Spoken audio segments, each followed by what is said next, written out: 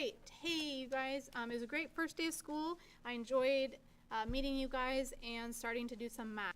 Tomorrow in class, you will need to add and subtract fractions at some point during the problem. So what I need you guys to know and to review is this video.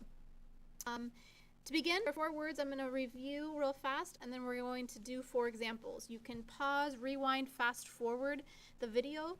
You cannot fast forward or rewind me during class, so that is the nice thing with videos. You have that flexibility.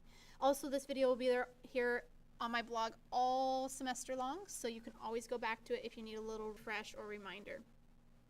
Real quick, a denominator, well, first of all, this is incorrect, sorry, is the bottom of a fraction. Remember, I always think about D is down. So 3, 3, 3, 6, 8, 5, 20, and 50. These are all denominators of these fractions. They're the bottom of a fraction. The numerator is the value expression or expression on top of a fraction. So the top of a fraction. So like I said, it could be a number. Like for example, this fraction just has a number as 4 as its numerator. This guy has an expression. 2x is the expression for this numerator of this fraction. All right, a common denominator is when 2 fractions have the same denominator. So I'm just going to put same denominator. Why do we care about common denominators? Is because when we add and subtract fractions, we must have a common denominator, okay? So the nice thing is we don't need common denominators for multiplying and dividing, which we'll do another day, but we must have a common denominator when we add and subtract fractions. So let's actually, before we go into least common multiple, let's actually do the first one. In this case, these two have the same denominator. Their size, they're in thirds. So in this case, our answer is also going to be thirds. And all we have to do is simply add the top. So 2x plus 4. And that's as far as I can go because these are not like terms. This guy has x, this guy does not x. So that's as far as I can go with adding these 2 fractions. Unfortunately, the rest of the problems don't have common denominators yet. So we're going to have to do some work to get our common denominator. To get a common denominator, you have to know what a least common multiple is. Common multiple is when you list out the multiples of both denominators and see when you get one to be the same. So let's actually take this example for a second. So I'll here put an example. So we're going to find the multiples of 3 and the multiples of 6. So let me zoom in. Multiples are if you count by the number. So the multiples of 3 are 3, 6, 9, 12. 3 times 5 is 15. 3 times 6 is 18. 3 times 7 is 21, and so on. Basically adding 3 every time. 6 times 1, 6 times 2, 6 times 3, 6 times 4. And I'm going to stop there because you know what? We already have our common multiple. It happened right off the bat.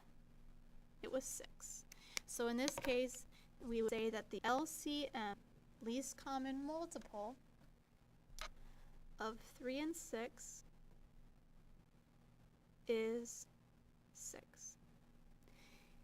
The least common multiple will become your common denominator. So what I do when I start with 2 fractions that aren't the same, I start over, I put a little arrow here, and I write fractions, 2 new fractions, and I put my LCM, my least common multiple. And what I do then is focus on the first fraction and what it needs to become over here. So these 2 fractions have to have the same value. But right now they don't have the same denominator. So this is where you have to ask yourself, what multiply 3 will get you to 6? Pretty simple math there. Multiply 2 by 3, you get 6. But you also have to do the same thing to the top so that you don't change the value of the fraction, because essentially you're multiplying it by 2 over 2, and 2 divided by 2 is just 1. So 2 times 2x becomes 4x. These 2 fractions that are highlighted have the exact same value. They look different, but they have the same value. They're equivalent. If we do the same thing over here, I'm going to try not to get too highlighter happy on you. I'm going to take my second fraction, which was in 6th.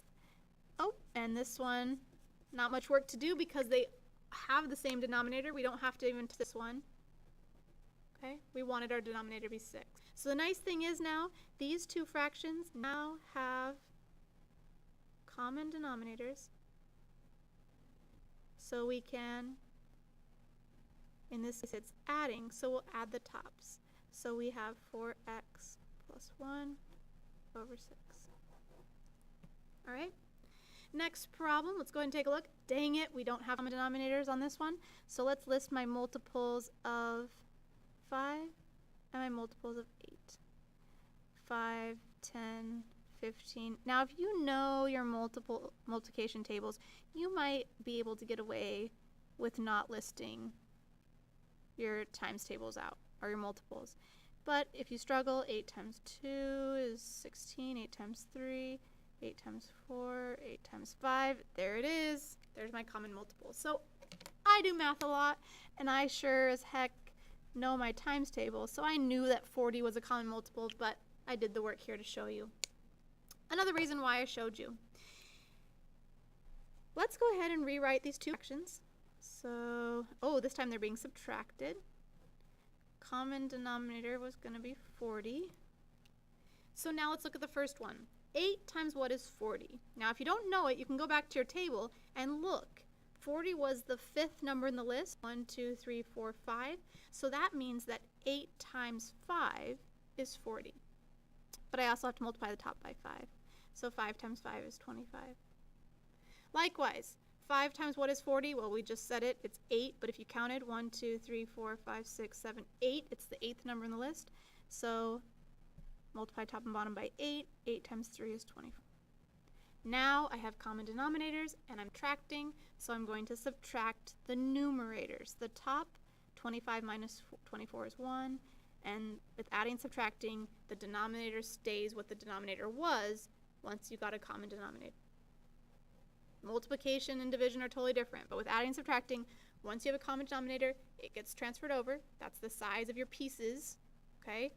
And then you subtract the tops. Again, none of this should be rocket science or anything super new for you guys, but I know fractions are not our strong point in general as a population. All right, last problem. If I count by 20s, 20, 40, 60, 80, I knew 100 was going to come up. So sure enough, 100's my common denominator. I'm going to go a little quicker here. If you need me to slow down, just go ahead and stop the video or pause it. What times 20 is 100? Well, it's the 5th one in the list, so 5, 5. So 5 times 1 is 5. What times 50 is 100? 2. Multiply top and bottom by 2. So 8 over 100 is equivalent, has the same value as 40 over 50. But the nice thing is, with these fractions, I can now add them because they have a common denominator. So 5 plus 8 is 13 100ths.